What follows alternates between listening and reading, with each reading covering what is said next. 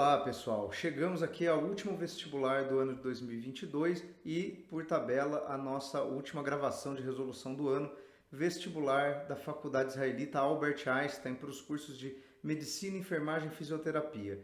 Bom, prova no padrão da VUNESP, né? Link para baixar o caderno de provas, como sempre, aqui na descrição do vídeo. Fora isso, pessoal, deixa aí seu like, se inscreve e aguarde que agora no começo de janeiro vem outros vídeos de preparação para as segundas fases da FUVEST Unicamp, bem como as resoluções quando esses vestibulares ocorrerem. Então vamos olhar aqui a prova de história, prova com 5 questões, né? Questão de número 16 é a primeira, um texto ali da Lilia Schwartz, né, do Brasil, uma biografia. Nesse livro começou a aparecer bastante agora nos vestibulares, e nós temos lá: nos 2 primeiros séculos de colonização, a empresa colonial giraria em torno da cana, formação de vilas e cidades, defesa de territórios e a divisão de propriedades, as relações com diferentes grupos sociais e até a escolha da capital. Bom, então o texto aqui está falando ali um geral, né, da dinâmica do Brasil colonial, e aí você vem aqui para a pergunta, né, e para as alternativas, né? Então você tem lá, ó, o excerto apresenta o avanço da produção de cana-de-açúcar no Brasil colonial como? Ou seja, pergunta bem clássica, né, sobre o ciclo açucareiro. Isso já evoca algumas memórias aí das aulas, né? Você já pensa em monocultura, latifúndio escravista, né, exportação, uma economia voltada ao mercado europeu. Então, olha lá, a adoção de uma sociedade de modelo feudal que determinou a forte dependência da economia brasileira em relação às grandes potências europeias do período. O problema aqui é o termo feudal, né? O Brasil colonial está inserido num contexto de expansão capitalista, então não pode ser. Definição de um perfil para a ação portuguesa na América que inclui produção voltada ao mercado externo e a consolidação da ocupação territorial. Bom, dialoga bem com esses princípios que a gente tem, né, de economia ligada ao pacto colonial. C. Estabelecimento de mecanismos reguladores da relação colônia-metrópolis que passava a funcionar a partir do princípio da liberdade comercial. Mas não havia liberdade comercial porque era uma prática mercantilista, né, de pacto colonial. Conformação de uma economia diversificada que assegurava a expansão territorial e uma distribuição equilibrada dos recursos metropolitanos nas áreas de colonização. Também não, porque era uma economia voltada para a monocultura, não para a diversificação. E aí, deslocamento do eixo econômico da colônia, que avançou para o centro do território e passou a privilegiar a agricultura extensiva baseada na mão de obra indígena. Bom, aqui nada a ver, porque é uma economia ainda voltada ao litoral, né, no caso da cana-de-açúcar, e baseada na escravidão africana, né? Então, aqui na questão 16, a primeira dos conteúdos de história, não há questionamento algum, dúvida alguma, né? A alternativa correta é ali a alternativa B, tá? Seguindo aqui a prova para a questão 17, uma questão que vai articular Revolução Francesa e a independência do Haiti. Enquanto em Paris a guilhotina decepava a cabeça dos jacobinos, em São Domingos, Jean-Jacques Dessalines e seus companheiros continuavam a defender, de armas na mão, o ideal jacobino da liberdade e igualdade de todos os homens. A 29 de novembro de 1803, os revolucionários negros divulgaram a Declaração Preliminar de Independência. 31 de dezembro foi lida a Declaração de Independência definitiva. O novo Estado recebeu no batismo a denominação indígena de Haiti. Dessalines se tornou o primeiro chefe de Estado haitiano, começou a governar com as bênçãos dos capitalistas ingleses e americanos. Os ex-escravos, por sua vez, viam-se definitivamente livres do trabalho compulsório nas plantações de cana e nos engenhos de açúcar. O Haiti saiu do mercado mundial do açúcar e eliminou a possibilidade de progredir em direção a um nível econômico superior. Esse aqui, de colônia mais produtiva das Américas, passou a país independente, pauperizado e fora de um intercâmbio favorável na economia internacional. Então aqui está falando dessa articulação, né? A independência do Haiti como reflexo da Revolução Francesa e a posterior decadência econômica da ilha, né? Porque é óbvio, né? Há várias potências ali imperialistas, né, e coloniais vão se negar a fazer comércio com o Haiti, né? O mercado europeu vai ter bastante restrição a incorporar o açúcar vindo do Haiti, até para não estimular esse tipo de rebelião nas suas próprias colônias, né? Então, aí você vê aqui as alternativas, e aí você tem lá. O excerto apresenta um aspecto central da independência do Haiti, que ocorreu entre 1803 e 1804. A conservação no pós-independência do primeiro estado indígena latino-americano. Só que cuidado, embora Haiti, o texto mencione que é uma palavra de origem indígena, o Haiti é um país negro na sua maior parte, porque é uma colônia francesa que usou mão de obra escrava africana e, como outras ilhas do Caribe, a população indígena foi dizimada, né? Então não há uma população indígena no Haiti, né? É um país basicamente formado por ex-escravos franceses. Então não pode ser. B. Apoio do governo francês de Napoleão Bonaparte à luta autonomista dos escravizados do Haiti. Não é período napoleônico já, mas você não tem um apoio francês a essa independência. Então a B está incorreta. C. Articulação entre o processo revolucionário na França e a Revolução Negra no Haiti. Sim, pela questão do jacobinismo, né? Da transferência ali das ideias. D. Crescimento econômico acelerado do país alcançado após a obtenção da autonomia política, mas o texto fala que ele entra em declínio. E aí, manutenção no pós-independência da estrutura socioeconômica do período colonial. Também não poderia ser porque houve a abolição da escravidão. Então, aqui a alternativa C, também bem tranquila a questão. E aqui vamos para outra página, né?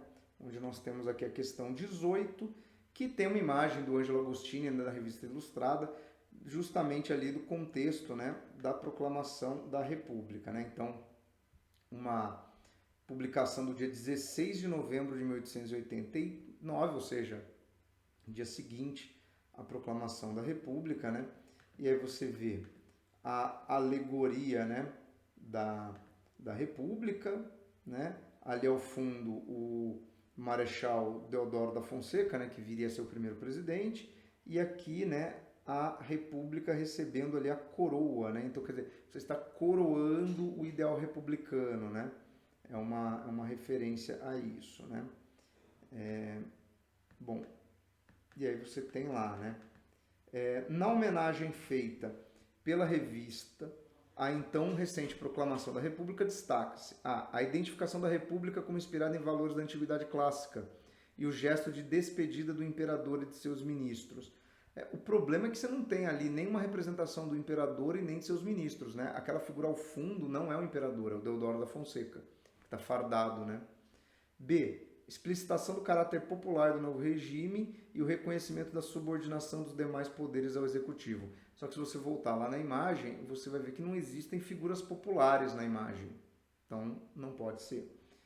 Personificação da República a partir da célebre imagem francesa e a identificação da presença militar no novo regime. É porque essa alegoria da República é muito tomada a partir, né, da representação artística francesa, o barrete frígio, né? Isso é sempre retomado nessas alegorias, e o componente militar seria ali a figura do Marechal Deodoro da Fonseca no final. Não podemos esquecer que a proclamação da República no Brasil se dá por meio de uma intervenção militar, né? Um golpe militar derruba o império, né? Então, aqui é a melhor alternativa, sem sombra de dúvidas. D. A associação da República à coroa como símbolo de poder supremo e a evocação do sucesso da luta armada para sua implantação. Só que não houve luta armada, né? É um golpe palaciano, não há um conflito, né? Uma luta armada.